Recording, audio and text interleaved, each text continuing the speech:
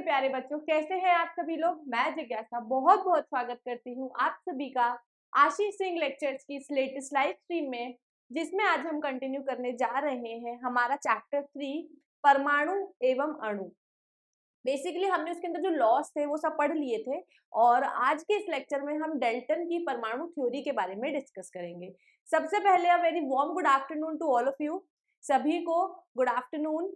और स्टार्ट करते हैं हमारा आज का लेक्चर। हम पिछले लेक्चर में हम रासायनिक संयोजन के नियम पढ़ चुके हैं और उससे रिलेटेड न्यूमेरिकल्स भी कर चुके हैं। आज की इस थ्योरी में मेनली हम डिस्कस करेंगे डेल्टन के परमाणु थ्योरी को। तो स्टार्ट करें हम आज का लेक्चर।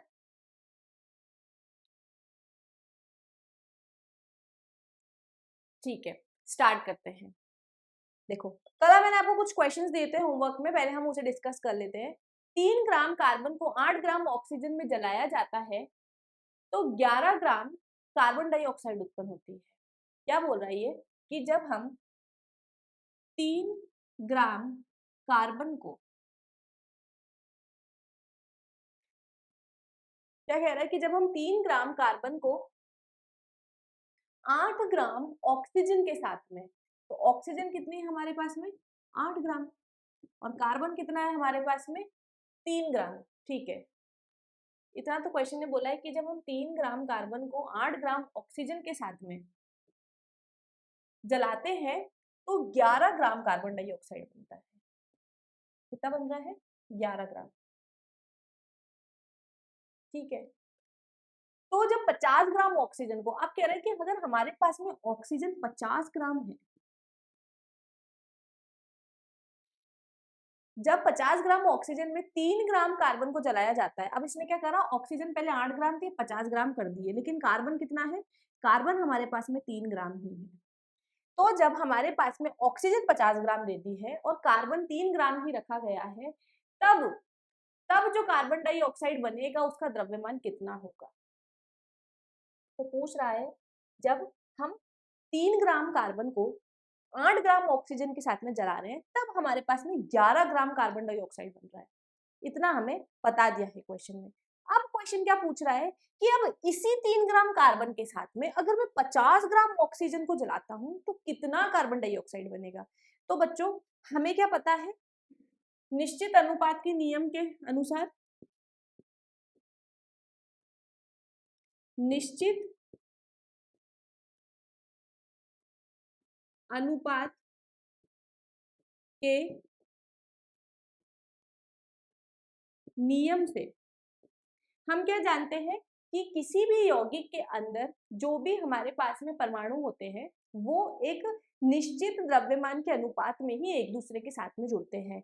अब हमें पता है कि कार्बन डाइऑक्साइड जब भी बनेगा तो उसमें 3 ग्राम कार्बन के साथ में 8 ग्राम ऑक्सीजन ही जुड़ सकती है, उससे कम या उससे ज्यादा नहीं जुड़ती है। तो यहाँ पर मैं 50 ग्राम ऑक्सीजन ले आऊं, चाहे 100 ग्राम ऑक्सीजन ले आऊं, चाहे 1 किलो ऑक्सीजन ले आऊं, मेरे पास में कार्बन अगर 3 ग्राम है तो 3 ग्राम कार्बन के साथ में सिर्फ और सिर्फ 8 ग्राम ऑक्सीजन ही कंबाइन होगी और जो कार्बन डाइऑक्साइड बनेगा मेरा वो 11 ग्राम ही होगा।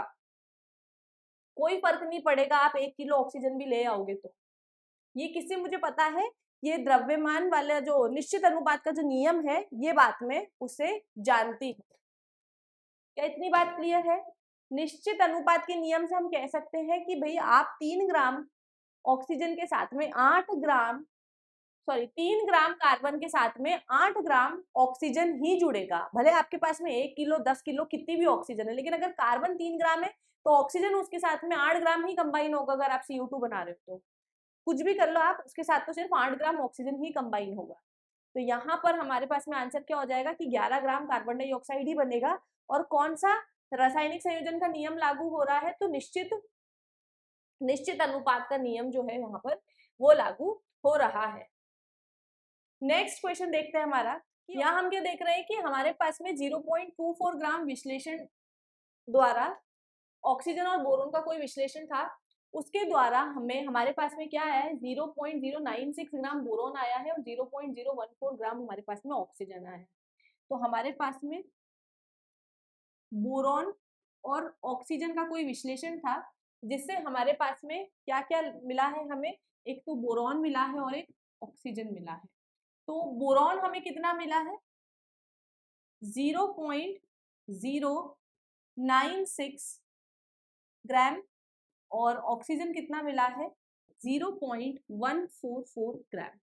और टोटल विश्लेषण कितना था हमारे पास में, टोटल विश्लेषण था हमारे पास में 0.24। ये चीज मैंने पूरी की पूरी क्वेश्चन में से लिखी है। क्या इसमें आपको कोई प्रॉब्लम है कि मैम ये चीज कहाँ से आई या फिर वो चीज कहाँ से आई? इतना समझ में आया तो हम आगे कंटिन्यू करते हैं। हमारे यहाँ पर पास में बोरोन ऑक्साइड है, ये कैसे लिखते हैं ये मैं आपको आगे इस चैप्टर में बताऊंगी। तो यहाँ पर हमारा इसको तोड़ करके हमारे पास में बोरोन और ऑक्सीजन आ रही है। बोरोन 0.096 ग्राम आई है और ऑक्सीजन जो है 0.144 ग्राम आई, सब क्वेश्चन में दिया है। अब क्वेश्चन कह रहा है कि द्रव्यमान द्वारा यौगिक का प्रतिशत संरचना की गणना करें।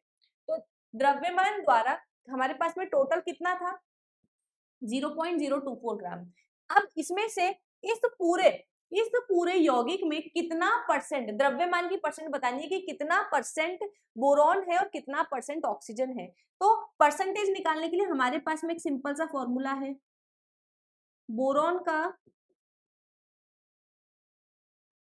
द्रव्यमान प्रतिशत। देखो टोटल प्रतिशत कितना है, टोटल प्रतिशत कितना है हमारे पास, सॉरी टोटल हमारे पास में सैंपल कितना था 0.24 ग्राम हमारे पास में सैंपल था। उसमें से बोरॉन की क्वांटिटी कितनी है 0.096 ग्राम में। और परसेंटेज निकालने के लिए क्या कर दूंगी मैं 100 से मल्टीप्लाई कर दूंगी। तो देखो यहाँ से अगर मैं पॉइंट हटाऊंगी तो इधर कितना आ जाएगा, इधर 100 आ जाएगा और इधर से मैं पॉइंट हटाऊंगी तो इधर मेरा 1000 आ जाएगा। काट दो, जीरो को कट कर दो। अब देखो ये 2 की टेबल से जा रहा है, 12 2 जा 24 और 12 8 जा 96, फिर 2 1 जा 2 2 4 जा 8 और इस 4 को अगर मैं 10 से मल्टीप्लाई करूंगी तो आंसर कितना आ जाएगा, आंसर आ जाएगा मेरे पास में 40। तो पूरे के पूरे इस सैंपल में मेरे पास में बोरॉन कितना है 40%, मतलब 100% सैंपल होगा ना, जो भी सैंपल उसको अपन 100% मानते हैं। तो सैंपल के अंदर दो चीजें, एक तो बोरॉन है और ऑक्सीजन है। तो बोरॉन कितना है यहाँ पर 40% है। द्रव्यमान का परसेंटेज पूछा था कि परसेंटेज के अकॉर्डिंग कौन सा कंपाउंड, कौन सा एलिमेंट कितना परसेंटेज के अकॉर्डिंग कितना प्रेजेंट है, ये पूछा है उसने। यहाँ पर ऑक्सीजन का द्रव्यमान परसेंटेज हम निकाल लेते हैं। तो ऑक्सीजन का द्रव्यमान प्रतिशत, तो ऑक्सीजन वही क्या होता है, अगर आपको आपकी परसेंटेज निकालनी है तो आप क्या करते हो भाई, 10 में से 7 नंबर आए हैं तो क्या करोगे 10 को नीचे लिखोगे, 7 को ऊपर लिखोगे, इंटू 100 कर दोगे। तो टोटल कितना है मेरे पास भी, तो टोटल 0.24 था। टोटल हमेशा नीचे लिखते हैं परसेंटेज निकालने के लिए। और ऑक्सीजन कितना प्रेजेंट है 0.144, उसमें से टोटल इतना है, उसमें से ऑक्सीजन की क्वांटिटी कितनी है, इतनी है। टोटल कितने नंबर थे 10 नंबर थे, आई कितने हैं 7। तो टोटल नीचे लिख दिया, जितना मिला है उसको ऊपर लिख देंगे और इंटू कर देंगे 100 से। यहां से अगर मैं वापस पॉइंट हटाऊंगी तो कितना आ जाएगा नीचे 1000 और यहां से पॉइंट हटाऊंगी तो कितना आ जाएगा 100। काटो 0 से 0 को, तो यहाँ पर मेरे पास में 12 12 जा 144, 12 2 जा 24, 2 1 जा 2, 2 6 जा 12, 60 इंटू 6 इंटू 10 करूंगी तो कितना आ जाएगा 60%। मतलब ऑक्सीजन का द्रव्यमान प्रतिशत कितना है, ऑक्सीजन का द्रव्यमान प्रतिशत है 60%। तो ये तो हमारे कल के होमवर्क क्वेश्चंस के आंसर हो गए कि किस तरीके से इस क्वेश्चन को सॉल्व करना था। बहुत इजी था, ज्यादा कुछ दिमाग नहीं लगाना था इसमें। अब हम आते हैं हमारे मेन टॉपिक पर, जो है डेल्टन का परमाणु सिद्धांत। एक बार स्क्रीनशॉट ले लो आप लोग इसका। आगे चलते हैं, वापस एक बार मैं बता देती हूँ कि क्या किया है। यहाँ पर क्वेश्चन में हमें बोला है कि ऑक्सीजन और बोरोन का कोई यौगिक था और उस यौगिक का द्रव्यमान कितना था, बोरोन और ऑक्सीजन का कोई यौगिक था, उसका द्रव्यमान है 0.024 ग्राम। उस यौगिक के अंदर बोरोन कितनी मात्रा में, ये तो टोटल यौगिक का द्रव्यमान है, उस यौगिक में बोरोन कितनी मात्रा में प्रेजेंट है 0.096 ग्राम और उसी यौगिक में ऑक्सीजन कितनी मात्रा में प्रेजेंट है 0.144 ग्राम। अब बोल रहा है कि इस यौगिक के अंदर बोरॉन का जितना भी द्रव्यमान है उसको प्रतिशत में बताओ और ऑक्सीजन का जितना भी द्रव्यमान है उसको प्रतिशत में बताओ। तो प्रतिशत निकालने के लिए हम क्या करते हैं, परसेंटेज निकालने के लिए क्या कर देते हैं, टोटल क्वांटिटी नीचे लिखते हैं और जितनी क्वांटिटी हमारे पास में प्रेजेंट है उसको ऊपर लिखते हैं। तो टोटल यौगिक का कितना था 0.24, उसमें से बोरॉन कितना प्रेजेंट था 0.096 ग्राम, तो नीचे टोटल लिख लिया, बोरॉन का जो मात्रा था ऊपर लिख लिया, इंटू 100 कर दिया, यहाँ पर कट करा तो आंसर कितना आया, सॉल्व करके 40%। उसी प्रकार से ऑक्सीजन की निकालनी थी, तो ऑक्सीजन का मतलब टोटल यौगिक का कितना मास था हमारे पास में 0.24, ऑक्सीजन कितनी मात्रा में प्रेजेंट था 0.144, ऊपर लिख दिया इंटू 100 करके, सॉल्व करा, आंसर आ गया 60%। चलो, आई होप अब क्लियर है सभी को। अब यहाँ पर सारी की सारी चीजें क्लियर है, ठीक है, आगे करते हैं अब। डेल्टन का परमाणु सिद्धांत, डेल्टन का परमाणु सिद्धांत को डेल्टन के परमाणुवाद के सिद्धांत भी कहते हैं। अब डेल्टन का जो परमाणु सिद्धांत है, डेल्टन की जो एटॉमिक थ्योरी है, उसको यहाँ पर परमाणुवाद सिद्धांत भी कहा जाता है। जॉर्ज डेल्टन ने अपने परमाणु सिद्धांत के द्वारा द्रव्यमान के संरक्षण के नियम, एक निश्चित अनुपात के नियम का युक्ति संगत व्याख्या की है। यहाँ पर डेल्टन ने क्या करा है, जब हमने एटम परमाणु के बारे में इतनी बात, 2-3 बातें जो मेन बातें हैं वो बता दी है, तो उसी चीज को और ज्यादा ठीक से डिस्क्राइब करने के लिए यहाँ पर जॉर्ज डेल्टन ने अपनी एक थ्योरी बनाई, जिसको हम डेल्टन की परमाणु, जिसको हम डेल्टन का परमाणु सिद्धांत भी बोलते हैं। तो उस परमाणु सिद्धांत में उसने क्या करा है, जो भी हमारे रासायनिक संयोजन के नियम थे उनको थोड़ा और ठीक से इलैबोरेट करने की कोशिश की है और ठीक से समझाने की कोशिश की है। डेल्टन के परमाणु सिद्धांत के द्वारा द्रव्यों की प्रकृति के बारे में एक आधारभूत सिद्धांत प्रस्तुत किया गया कि कोई भी द्रव्य अगर अपना नेचर शो कर रहा है, कोई भी अगर आपके पास में पदार्थ है, अगर वो अपना नेचर ऐसा शो कर रहा है तो क्यों शो करता है, कुछ रफ आइडिया यहाँ पर हमें मिला था। और इसकी जो थ्योरी थी वो उन 2 लॉस की जो हम पढ़कर आ चुके हैं उनके ऊपर ही बेस्ड है। डेल्टन के परमाणु सिद्धांत के अनुसार सभी द्रव्य, चाहे तत्व, यौगिक या मिश्रण हो, सूक्ष्म कणों से बने होते हैं, जिन्हें परमाणु बोलते हैं।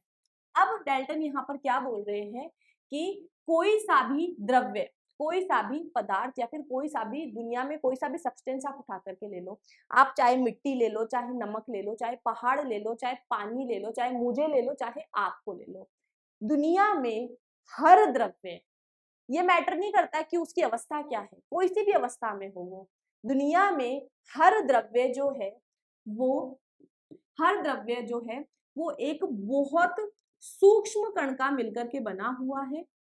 और उसी सूक्ष्म कण को यहाँ पर डेल्टन ने क्या बोला है, एटम बोला है या फिर परमाणु बोला है। और इसने कोई नई बात थोड़ी बोली, महर्षि कनाड जी ने भी तो यही बोला था कि अगर आप दुनिया की किसी भी चीज को विभाजित करते जाओगे, करते जाओगे, करते जाओगे, तो अल्टीमेटली एक ऐसा पॉइंट आएगा कि उस वस्तु का एक ऐसा कण आपको मिलेगा जिसको आप और विभाजित नहीं कर पाओगे, और वो अविभाज्य कण ही क्या है, परमाणु है। तो यहाँ पर डेल्टन ने भी यही बोला है कि दुनिया का हर द्रव्य, चाहे वो सूक्ष्म, चाहे वो यौगिक हो, तत्व हो, मिश्रण हो, या फिर कुछ भी उठा लो आप पूरी दुनिया में, आप मैं कुछ भी उठा लो, इस पेन को, इस बोर्ड को, ये लाइट, कुछ भी ले लो आप, तो ये सारी की सारी जो चीजें हैं, ट्यूबलाइट की मैं बोल रही हूँ, तो ये सारी की सारी जो भी चीजें हैं ये बहुत छोटे से पार्टिकल की मिलकर के बनी हुई है, और वो छोटा सा पार्टिकल ही यहाँ पर क्या है, हमारा परमाणु है। तो आप इनडायरेक्टली बोल सकते हो कि दुनिया की हर चीज जो है वो एटम से मिलकर के बनी हुई है, ऐसा डेल्टन ने बोला। और डेल्टन के 2500 साल पहले ऐसी चीज हमारे महर्षि कनाड जी भी बोल चुके हैं। ठीक है, क्या इसमें कोई डाउट, क्या इसमें कोई डाउट है? नेक्स्ट पे आए। अब डेल्टन के थ्योरी के कुछ मेन पोस्टुलेट्स थे, कुछ मेन अभिधारण थे, जिन्हें हम यहाँ पर डिस्कस कर लेते हैं। एज इट इज आपको ये 5 नंबर में याद करनी पड़ेगी, लेकिन हम समझ लेते हैं कि वो क्या क्या रहे हैं। कि सभी द्रव्य परमाणु से निर्मित है। अभी अभी हमने डिस्कस करा है कि दुनिया में जो भी आपको चीज दिख रही है वो किसकी मिलकर के बनी है, वो एक अति सूक्ष्म कण की मिलकर के बनी हुई है, जिसे हम क्या बोल रहे हैं, जिसे हम यहाँ परमाणु बोल रहे हैं। बहुत ज्यादा छोटा है, इतना छोटा है कि आप उसको माइक्रोस्कोप से भी नहीं देख सकते। एक स्पेशल तरीके का डिवाइस था, उसका नाम मैं अभी अब आपको बताऊंगी। उससे हमने सबसे पहली बार एटम की एक ब्लर फोटो देखी थी। परमाणु अविभाज्य है, बता दिया मैंने आपको, ये तो हम जानते ही हैं कि परमाणु जो है अविभाज्य है, ऐसा कर्नाड जी ने भी बोला था और यही बात हम अभी तक करते जा रहे हैं कि जो हमारे पास में परमाणु है वो कैसे हैं, अविभाज्य। आप परमाणु को और ज्यादा विभाजित नहीं कर सकते हैं। सूक्ष्मतम कण होते हैं जो रासायनिक अभिक्रिया में न तो सर्जित किया जाता है और ना ही उनका विनाश किया जाता है। यहाँ पर डेल्टन क्या बोल रहे हैं कि यहाँ पर हमारे पास जो परमाणु है वो अविभाज्य सूक्ष्मतम कण है, मतलब परमाणु जो है वो बहुत ही छोटा इनडिविजिबल पार्टिकल है, बहुत ही ज्यादा छोटा ऐसा पार्टिकल है जिसको आप और ज्यादा डिवाइड नहीं कर सकते हैं। और ये जो हमारा परमाणु है ये ऐसा ऐसा सूक्ष्मतम कण है जिसको आप किसी भी रासायनिक अभिक्रिया में ना तो सृजित कर सकते हैं, ना तो आप इसे बना सकते हो किसी रासायनिक अभिक्रिया में, ना ही आप इसे नष्ट कर सकते हो, ना ही आप इसका विनाश कर सकते हो। ये चीज हमने कहाँ पढ़ी है कि रासायनिक अभिक्रिया में ना तो किसी द्रव्यमान का सृजन होता है ना ही उसका विनाश होता है, कहीं पढ़ा है ना हमने ये। तो ये हमने कहाँ पढ़ा था, law of conservation of mass, द्रव्यमान संरक्षण के नियम में। तो यहाँ पर ये चीज लिख लेना बच्चों, आपको ऐसा क्वेश्चन पूछा जाता है कि डेल्टन का कौन सा अभिधारण लवॉइस के द्रव्यमान संरक्षण के नियम को दर्शाता है या फिर शो करता है। तो यहाँ पर आपको फिर सेम टू सेम ये पॉइंट लिखना पड़ता है कि परमाणु अविभाज्य सूक्ष्मतम कण है जो रासायनिक अभिक्रिया में ना तो सृजित होते हैं ना ही उनका नाश होता है। ये वाला जो स्टेटमेंट है, ये वाला जो डेल्टन का अभिधारण है, ये लेवॉइस के द्रव्यमान संरक्षण के नियम से लिया गया है। तो यहाँ पर हम लिख देते हैं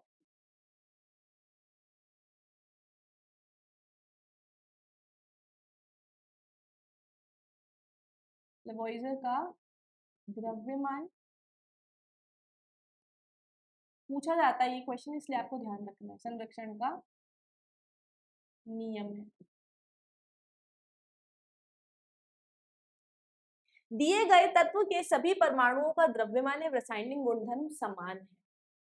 ठीक है, क्या बोल रहा है ये क्वेश्चन कि अगर आपके पास में कोई तत्व है, ठीक है, तत्व मतलब जैसे हाइड्रोजन एक अलग तत्व है, ऑक्सीजन एक अलग तत्व है, कार्बन एक अलग तत्व है, बोरॉन एक अलग तत्व है ना।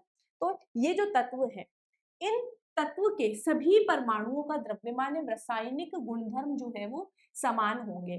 कहने का मतलब क्या है कि मान लो कि मेरे पास में एक हाइड्रोजन का परमाणु है, मेरे पास में एक और हाइड्रोजन का परमाणु है, आपके एक हाथ में इक्लियर्स है, आपके एक हाथ में दूसरी इक्लियर्स है, हो सकता है ना, दो इक्लेयर्स खा सकते हो आप, दो चॉकलेट खा सकते हो ना। इक्लेयर्स टॉफी आती है, आई होप आपको पता हो, आप भी मिलती है कि नहीं मिलती मुझे नहीं पता, पर हमारे टाइम पे तो बहुत मिलती थी। वैसे ज्यादा गैप नहीं है आप में और मुझ में। तो इक्लेयर्स या फिर एल्पेलिबे ले लो या फिर आप पल्स ले लो कि आपके हाथ में एक पल्स है और आपके दूसरे हाथ में दूसरी पल्स है, ठीक है, पल्स तो आप लोग जानते होंगे। तो यहाँ पर मेरे पास में एक हाइड्रोजन का एटम है, वैसे ही मेरे पास में एक और हाइड्रोजन का एटम है। तो इस वाले हाइड्रोजन और इस वाले हाइड्रोजन एटम, इस वाले हाइड्रोजन के परमाणु और इस वाले हाइड्रोजन के परमाणु के रासायनिक गुणधर्म समान होंगे। रासायनिक गुणधर्म समान होंगे और इनका द्रव्यमान भी समान होगा, द्रव्यमान भी समान होगा। अब देखो बच्चों कितनी ऑब्वियस सी बात है, अगर मैं कह रही हूँ कि आपके हाथ में एक पल्स की टॉफी है, दूसरे हाथ में भी पल्स की टॉफी है, तो ऑब्वियस सी बात है दोनों का टेस्ट एक जैसा ही होगा। अगर दोनों का टेस्ट अलग अलग होता तो दूसरी टॉफी का नाम अपन कुछ और रखते हैं ना, ऑब्वियस सी बात है ना। अगर एक टॉफी का टेस्ट दूसरी टॉफी से अलग है तो दोनों का नाम अलग अलग होता, दोनों का सेम नाम क्यों रखते।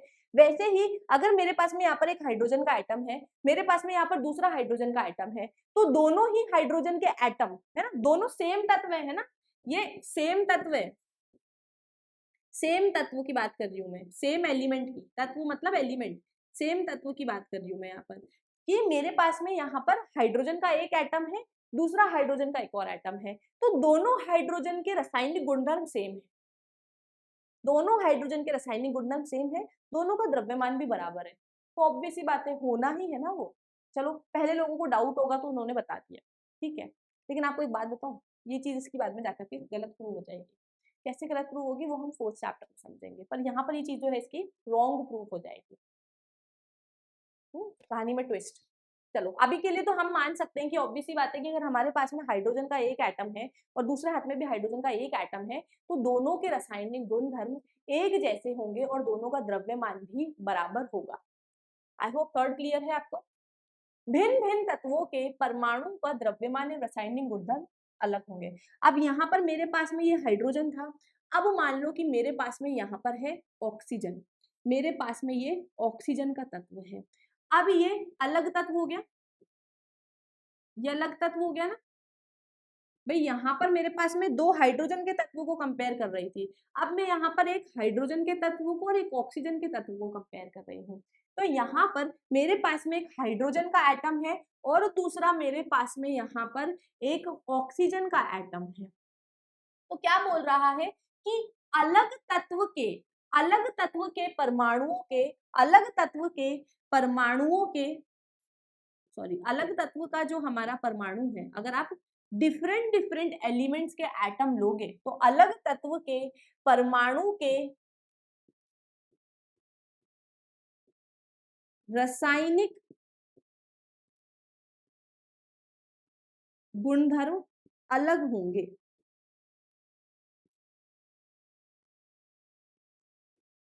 और इनका द्रव्यमान भी अलग होगा।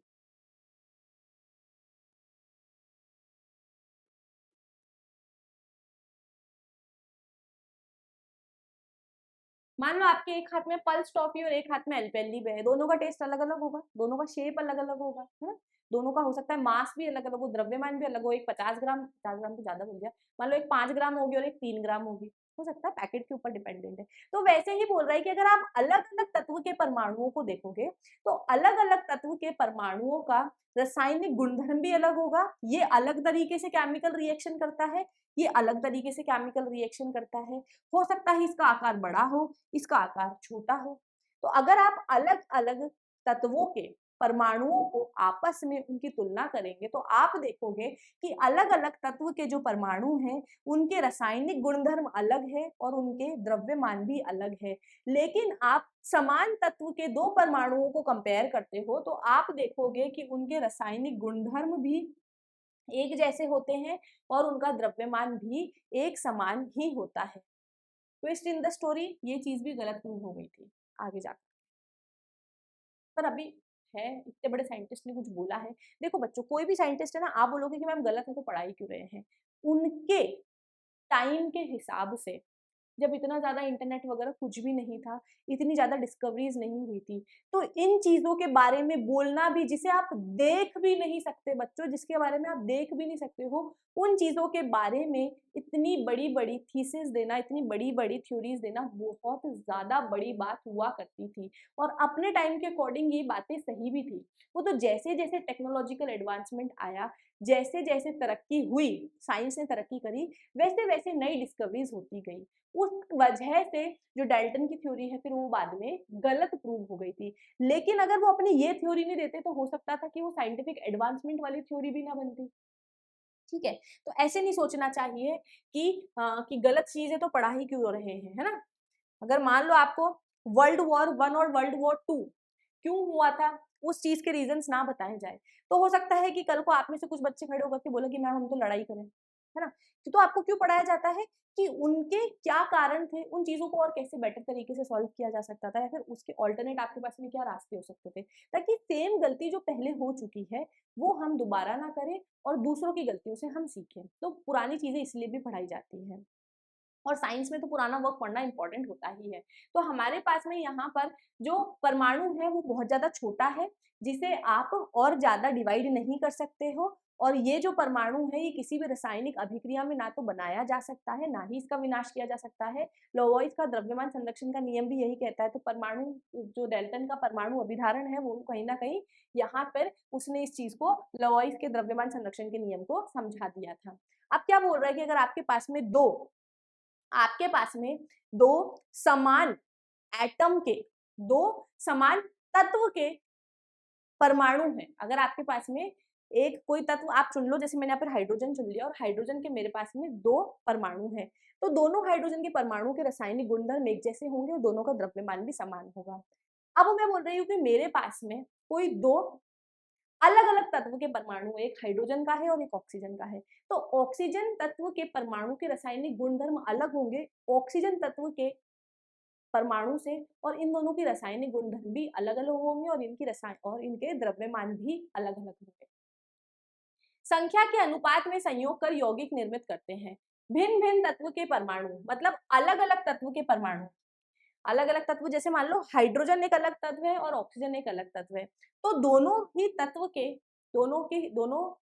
तत्व के जो परमाणु हैं वो एक दूसरे के साथ में क्या करेंगे, वो एक दूसरे के साथ में रासायनिक अभिक्रिया करेंगे और एक दूसरे के साथ में संयोजन करके यौगिकों का निर्माण करते हैं।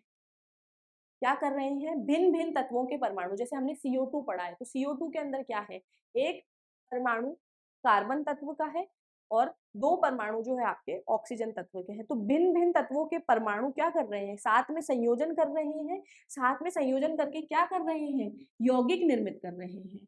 उसके अलावा ये जब संयोजन करेंगे तो एक निश्चित संख्या में करते हैं, एक निश्चित संख्या के अनुपात में करते हैं। जैसे अगर मैं यहाँ पर CO2 का एग्जाम्पल ले रही हूँ, तो यहाँ पर अगर मैं कार्बन की संख्या देखूं तो कार्बन तत्व का सिर्फ एक परमाणु है और ऑक्सीजन तत्व के दो परमाणु है। तो यहाँ पर मैं द्रव्यमान का अनुपात नहीं बता रही हूँ, मैं संख्या के कितने परमाणु है उनकी संख्या का अनुपात बता रही हूँ। तो यहाँ पर हम क्या देख रहे हैं कि यहाँ पर CO2 बनाने के लिए जब कार्बन तत्व का परमाणु और ऑक्सीजन तत्व का परमाणु आपस में संयोजन करते हैं, तो संयोजन करने के लिए वो एक दूसरे से एक निश्चित अनुपात में ही जुड़ेंगे। और ये कौन सा है हमारा, ये है हमारा लॉ ऑफ कांस्टेंट प्रोपोर्शन। तो ये पूछ लेंगे कि डाल्टन के कौन से अभिधारण से लॉ ऑफ कांस्टेंट प्रोपोर्शन या फिर निश्चित अनुपात के नियम की व्याख्या की गई है, तो आपको ये वाला पॉइंट लिखना है।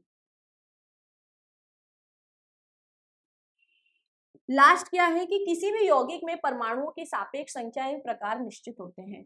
अब देखो, अगर आप किसी भी एक यौगिक के बारे में बात कर रहे हो, जैसे मान लो मैं बात कर रही हूँ अमोनिया के बारे में, है ना, जैसे आप किसी एक पर्टिकुलर यौगिक के बारे में बात कर रहे हो, अभी तत्व के बारे में नहीं बात कर रही, मैं यौगिक के बारे में बात कर रही हूँ। जैसे मान लो मैं अमोनिया के बारे में बात कर रही हूँ, तो जिंदगी में मुझे कभी भी अमोनिया अगर देखना होगा ना, तो उस अमोनिया में हमेशा मुझे नाइट्रोजन और हाइड्रोजन ही मिलेंगे और एक नाइट्रोजन के साथ में 3 हाइड्रोजन जुड़े हुए ही मिलेंगे। तो अगर आप किसी एक यौगिक के बारे में बात करते हो, तो एक पर्टिकुलर यौगिक के अंदर जो परमाणु हैं उनकी संख्या भी फिक्स होती है और उनका प्रकार भी फिक्स होता है। कार्बन डाइऑक्साइड बनाने के लिए हमेशा आपको कार्बन और ऑक्सीजन ही मिलेगा। जल बनाने के लिए आपको हमेशा हाइड्रोजन और ऑक्सीजन ही मिलेगा और हाइड्रोजन और ऑक्सीजन जो है आपस में एक दूसरे के साथ में एक निश्चित अनुपात में ही जुड़े हुए होंगे। तो यहाँ पर हमारे पास में कुछ सिद्धांत थे डेल्टन की एटॉमिक थ्योरी के, postulates of Dalton atomic theory. अगर इसमें आप लोगों को कुछ डाउट है तो आप पूछ सकते हैं, नहीं तो मुझे नहीं लग रहा कि बहुत ज़्यादा कोई चीज़ इसमें टफ थी। जो थ्योरीज है हमने सिर्फ उसे ही इलैबोरेट करके पढ़ा है, इसके स्टेटमेंट्स को ही हमने यहाँ पर समझने की कोशिश की है। तो यहाँ पर हमारे पास में डेल्टन की थ्योरी थी जिसको हमने यहाँ पर अच्छे से डिस्कस कर लिया है। नेक्स्ट टॉपिक पे आते हैं हमारे, नेक्स्ट टॉपिक पे हम आएंगे हमारे,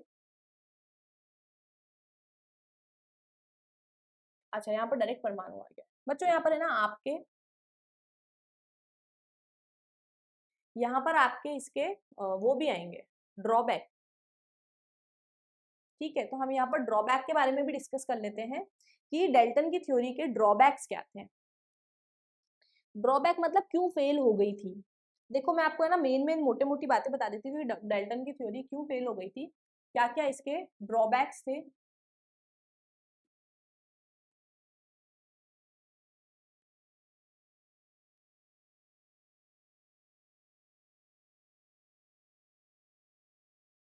ड्रॉबैक्स ऑफ डेल्टन्स एटॉमिक, मतलब ऐसी कौन सी बातें थी इस थ्योरी की जो गलत थी। तो देखो सबसे पहले तो डेल्टन ने क्या बोला था कि जो हमारा परमाणु है वो एक अविभाजित सूक्ष्म कण है, लेकिन बाद में क्या पता पड़ा था, हमें बाद में क्या पता पड़ा था कि जो हमारे पास में एटम्स होते हैं, जो हमारे परमाणु हैं वे विभाज्य हैं। मैं आपको सिर्फ समझाने के लिए लिखवा रही हूँ कि परमाणु एटम्स जो है वो विभाज्य है। एक तो और डाल्टन ने क्या बोला था कि ये अविभाज्य है, जिसकी वजह से एटम्स होते तो हमने क्या देखा है कि स्पेशल कंडीशन में अगर हम एटम्स को और ज्यादा डिटेल में जब बाद में स्टडी की गई, कैथोड रेज एक्सपेरिमेंट किए गए, कैनाल रे एक्सपेरिमेंट किया गया था जिसके बारे में हम डिस्कस करेंगे, तो उन एक्सपेरिमेंट्स में पाया गया कि जो एटम्स है वो इलेक्ट्रॉन और प्रोटॉन का मिलकर के बना हुआ है। और बाद में जेम्स चैडविक ने बताया कि जो हमारे पास में एटम है उसके अंदर एक न्यूट्रॉन भी होता है। तो बाद में स्पेशल कंडीशंस में पता पड़ा कि जो एटम है उसको आप और ज्यादा विभाजित कर सकते हो। लेकिन यहाँ पर डाल्टन ने क्या बोल दिया था, डाल्टन ने बोला था कि परमाणु अविभाज्य है। डाल्टन ने क्या बोला था कि परमाणु जो है वो विभाजित नहीं किए जा सकते।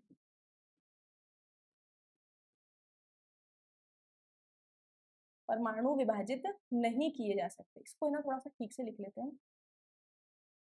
पॉइंट नंबर 1 क्या बोला था, डाल्टन ने बोला है कि जो परमाणु है अविभाज्य सूक्ष्म कण है।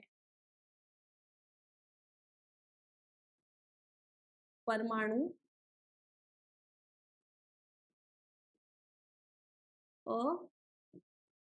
अविभाज्य सूक्ष्म कण है। लेकिन बाद में पता लगा, बाद में यह पाया गया परमाणु विभाज्य है।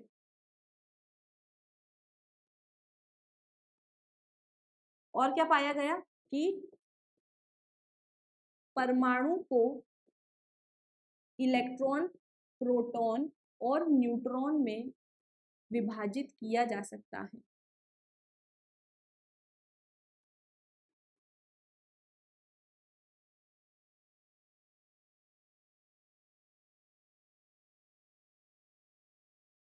दूसरी बात क्या थी, दूसरी बात क्या थी, इसने क्या बोला था कि अगर आपके पास में किसी परमाणु के, अगर आपके पास में कोई परमाणु है, नहीं, अगर आपके पास में कोई तत्व है और किसी एक तत्व के दो परमाणुओं को अगर मैं देखती हूँ तो उन दोनों परमाणुओं का द्रव्यमान एक जैसा होगा, है ना। यहाँ पर मैं पोस्टुलेट नंबर 1, 2, 3, 4, 5 और 6 डाल रही हूँ। तो पोस्टुलेट नंबर 3 में क्या बोल रहा है कि दिए गए तत्व के, अगर आप कोई एक तत्व ले रहे हो, अगर आप कोई तत्व ले रहे हो, दिए गए समान, दिए गए समान तत्व के परमाणुओं का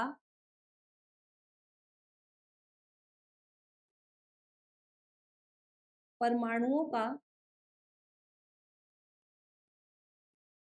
द्रव्यमान एक समान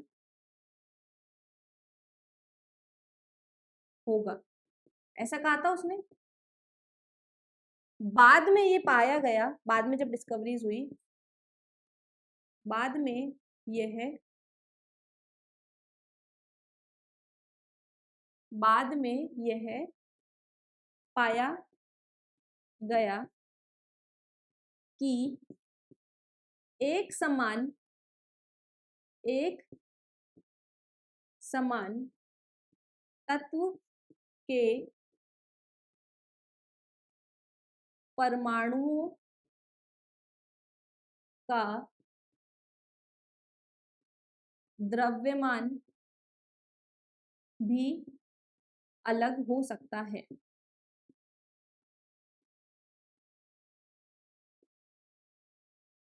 अलग हो सकता है, जिसे हम आइसोटोप्स के नाम से जानते हैं।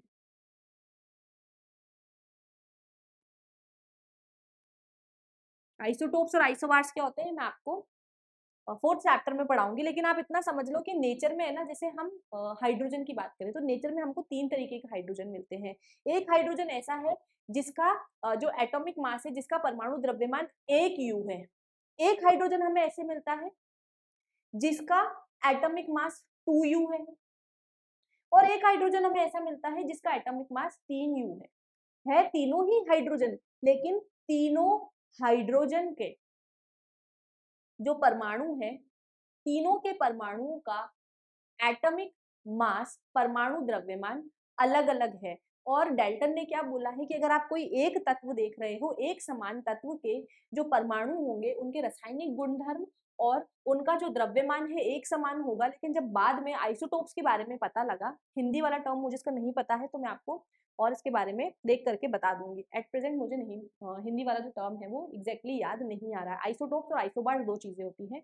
तो यहाँ पर बाद में जब आइसोटोप्स की डिस्कवरी हुई, तो आइसोटोप्स की जब डिस्कवरी हुई तो हमें क्या पता लगा कि आइसोटोप्स क्या होते हैं? आइसोटोप्स एटम्स किसी भी एक तत्व के, किसी भी एक तत्व, कोई भी एक तत्व जो है हमें अलग अलग अलग अलग द्रव्यमान उसके पाए जाते हैं। जैसे मैंने आपको हाइड्रोजन का बोला, तो नेचर में हमको 3 तरीके के हाइड्रोजन मिलते हैं। तीनों ही हाइड्रोजन तत्व के परमाणु हैं, तीनों ही हाइड्रोजन तत्व के परमाणु हैं, लेकिन एक का मास 1 U होता है, दूसरे तत्व का जो परमाणु है, दूसरे हाइड्रोजन तत्व का जो परमाणु है उसका परमाणु द्रव्यमान 2 U होता है और तीसरे का 3 U होता है। इसी तरीके से जो आपके कैल्शियम है वो भी 2 तरीके के पाए जाते हैं, जो आपका क्लोरीन है वो भी 2 तरीके का पाया जाता है। एक का जो परमाणु द्रव्यमान है वो 35.5 U होता है और एक का जो द्रव्यमान है वो 40 U के आसपास होता है। तो कुछ इस तरीके की चीजें थी। तीसरा, एक और चीज उसने क्या बोली थी कि भिन्न भिन्न तत्वों के परमाणु, नहीं ये वाला नहीं, भिन्न भिन्न तत्वों के परमाणु का द्रव्यमान एवं रासायनिक गुणधर्म भिन्न होते हैं। तो यहाँ पर हम क्या देख सकते हैं कि जो आइसोटोप का एक एग्जांपल मैं आपको बता देती हूँ कि जैसे हमारे को नेचर में 3 तरीके के हाइड्रोजन मिलते हैं। एक होता है 1H1, एक होता है 1H2 और एक होता है 1H3। मतलब इस वाले जो थर्ड 3 जिसके नीचे लिखा है, मतलब उसका जो परमाणु द्रव्यमान है वो 3U है, इसका 2U है और इसका 1U है। तो यहाँ पर जो डेल्टन का ये पॉइंट है, ये पोस्टुलेट जो है वो गलत प्रूफ हो गया था। और जो थर्ड नंबर का पोस्टुलेट है वो मैं ऊपर लिख रही हूँ। तो थर्ड नंबर का पोस्टुलेट है, थर्ड नंबर की जो गलती थी वो क्या था कि भिन्न भिन्न तत्वों के परमाणु, भिन्न भिन्न तत्वों के परमाणु का द्रव्यमान एवं रासायनिक गुणधर्म भिन्न होते हैं। क्या बोल रहा है ये कि भिन्न भिन्न तत्वों के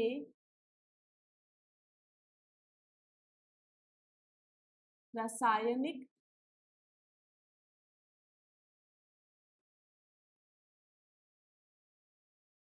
गुणधर्म एवं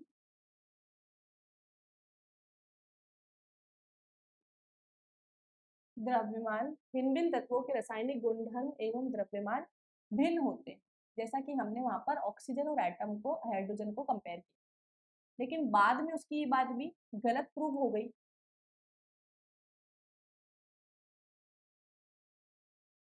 कब गलत प्रूव हुई उसकी बात?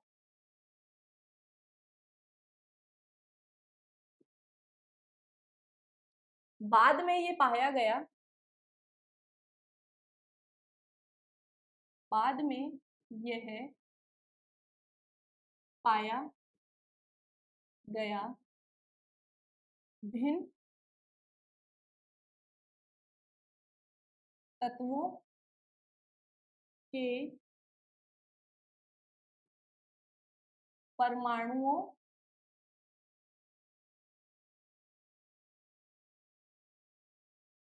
परमाणुओं का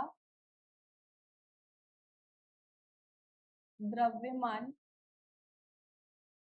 भी समान हो सकता है, भी समान हो सकता है।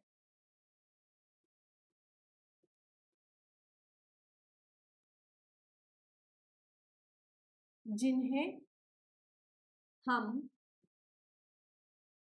आइसोबार्स के नाम से जानते हैं। ये आइसोबार्स और आइसोटोप्स मैं आपको 4th चैप्टर में डिटेल में पढ़ाऊंगी।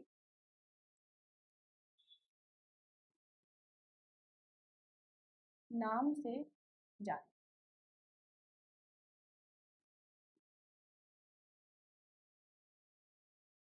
अब इसके एग्जाम्पल हम देख लेते हैं। तो हम देखते हैं नेचर में, आप अगर दो एलिमेंट को कंपेयर कर रहे हो, जैसे मेरे पास में एक एर्गन है, मेरे पास में एक एर्गन तत्व का परमाणु है, और मेरे पास में एक कैल्शियम तत्व का परमाणु। एर्गन का जो परमाणु संख्या है वो है 18। हो सकता है कि बच्चों भी आपको सारी बातें कुछ कुछ नए शब्द सुनने को मिले हैं, लेकिन आई प्रॉमिस यू दैट कि जब आप थर्ड और फोर्थ चैप्टर कंप्लीट करोगे ना, तो सारी चीजें आपकी एकदम क्रिस्टल क्लियर हो जाएगी। यहाँ पर मैंने आपको आइसोबार्स और आइसोटोप्स का कॉन्सेप्ट नहीं पढ़ाया है, लेकिन क्योंकि डाल्टन की एटॉमिक थ्योरी जो है वो इस चीज के जो पॉइंट है उसके विपरीत है, तो उस चीज को समझाने के लिए मुझे यहाँ पे कॉन्सेप्ट डालना पड़ रहा है। लेकिन आइसोटोप्स और आइसोबार्स अपने आप में ही बहुत इंटरेस्टिंग टॉपिक है, जिसको हम फोर्थ चैप्टर में बहुत अच्छे से पढ़ेंगे, तो आपको ये चीज और क्लियर हो जाएगी। अभी बस आप इसके एग्जाम्पल्स याद कर लो कि क्यों उसकी बात गलत हो गई थी। तो यहाँ पर हम देख रहे हैं कि नेचर में हमको एर्गन और एक कैल्शियम मिलता है। कैल्शियम का परमाणु संख्या 20 है, एर्गन का परमाणु संख्या 18 है। परमाणु संख्या अभी आप ऐसे समझ लो जैसे बच्चों आप क्लास में जाते हो तो आप सबका रोल नंबर है ना, वैसे ही हमने एक आवर्त सारणी बना रखी है जिसमें हम तत्वों को उनके परमाणु संख्या के हिसाब से जमाते हैं। अभी परमाणु संख्या क्या होता है वो भी मैं आपको बहुत अच्छे से बता दूंगी, लेकिन अभी आप समझ लो कि जैसा आपका रोल नंबर होता है ना, वैसे ही परमाणु संख्या इन तत्वों के लिए रोल नंबर के हिसाब से है, तो उनको हिसाब से अरेंज किया जाता है। तो यहाँ पर हमारे पास में हम देखते हैं कि कैल्शियम का द्रव्यमान भी 40 यू है और एर्गन का द्रव्यमान भी 40 यू है। तो यहाँ पर एर्गन एक अलग तत्व है, कैल्शियम एक अलग तत्व है, दोनों ही तत्व के परमाणुओं का जो द्रव्यमान है वो 40 यू है। और डाल्टन ने क्या बोला था कि अलग अलग तत्वों के परमाणुओं का परमाणु द्रव्यमान भिन्न होगा, और हम क्या देख रहे हैं कि दोनों अलग अलग तत्व के परमाणु है लेकिन दोनों का द्रव्यमान एक समान है। तो हो गई ना डाल्टन की बात गलत। तो यहाँ पर ये कुछ 3 पॉइंट्स है जिसकी वजह से डाल्टन की जो थ्योरी है उसमें ड्रॉबैक आ गए थे। आप उनको बोल सकते हैं कि वो इस वजह से विफल हो गई थी, लेकिन उस समय के हिसाब से बहुत अच्छी थ्योरी थी। बाद में जब इन चीजों की डिस्कवरी हुई तो हमें पता पड़ा कि नहीं नहीं ये पॉइंट्स तो गलत है। तो आई होप आपको डाल्टन की थ्योरी में मजा आया होगा, समझ में आया होगा कि कैसे उस इंसान ने जो हमारे पास में रासायनिक संयोजन के नियम है उनकी व्याख्या करने के लिए उसने एक थ्योरी बनाई। उस थ्योरी के कुछ पॉइंट्स थे जो हमने समझे, फिर हमने देखा कि उसकी थ्योरी के कुछ पॉइंट्स गलत है। क्यों गलत है वो हमने यहाँ पर यहाँ डिस्कस कर लिए हैं। तो उम्मीद करती हूँ कि आपको आज का सेशन इंटरेस्टिंग लगा होगा, मजा आया होगा। कल के सेशन में हम पढ़ेंगे परमाणु के बारे में, परमाणु क्या होता है और कौन से डिवाइस की वजह की मदद से हमने उस परमाणु का स्ट्रक्चर फर्स्ट टाइम देखा था। और काफी ज्यादा इंटरेस्टिंग चीजें हैं जो हम पढ़ने वाले हैं कि परमाणुओं के सिंबल्स क्या होते हैं या फिर उनका साइज कितना होता है। अब जब परमाणु इतना सूक्ष्म है कि आप उसको नॉर्मल माइक्रोस्कोप से भी नहीं देख सकते हो, तो उसका द्रव्यमान हमने कैसे पता लगाया। तो ये सारी कुछ इंटरेस्टिंग बातें हैं जो हम कल के लेक्चर में कंटिन्यू करेंगे। आई होप आपको यहाँ पर से कुछ कनेक्टिविटी मिली होगी, आपको सारे के सारे पॉइंट समझ में आए होंगे। तब तक के लिए बच्चों आपको ये सारी चीजें जो भी हमने टॉपिक पढ़ लिए हैं उन्हें एनसीईआरटी में रीड करना है, या फिर जो भी आपके पास में बुक है, बुक कोई सी भी हो बच्चों, कॉन्सेप्ट सेम रहता है मोस्ट ऑफ। अगर आप पूरी इंडिया की अलग अलग पब्लिकेशन की 9th क्लास की भी बुक लोगे ना, तो क्या होगा, जो टॉपिक्स है ना वो सेम ही रहते हैं। तो आपके पास में जो भी बुक है उसमें से रीडिंग करो, उसमें से आप पॉइंट्स हाईलाइट करो, खुद के नोट्स बनाने की कोशिश करो, नहीं तो यहाँ पर हमारे पास में नोट्स हैं ही, लेकिन फिर भी बुक में से पढ़ करके जो पॉइंट्स है उनको हाईलाइट करो, क्वेश्चन बनाओ और क्वेश्चंस आंसर करने की कोशिश करो। नहीं आता है तो कमेंट करके पूछो, और ये सारी की सारी चीजें रिवाइज करनी है आपको। तब तक के लिए मिलते हैं आपसे अगले लेक्चर में। टिल देन ख्याल रखिए अपना, बाय बाय।